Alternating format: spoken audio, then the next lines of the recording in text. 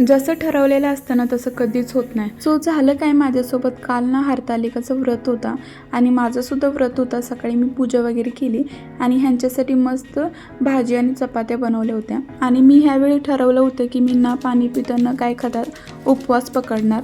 लग्नाआधी ना मी असा उपवास धरला होता बरं का, न पाणी पितं न काय खाता. त्यावेळेस मला काय वाटत नव्हतं, पण आता ना लग्नानंतर बाळ झाल्यापासून ना मला उपवास म्हणलं ना सहनच होत नाही.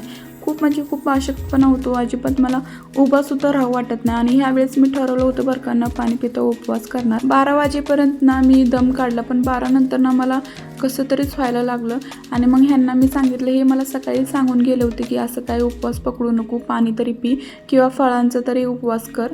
पण मला काही सहनच झालं नाही. नंतर मी पाणी पिली 12 नंतर आणि मग ह्यांनी मला फळं वगैरे आणून दिली.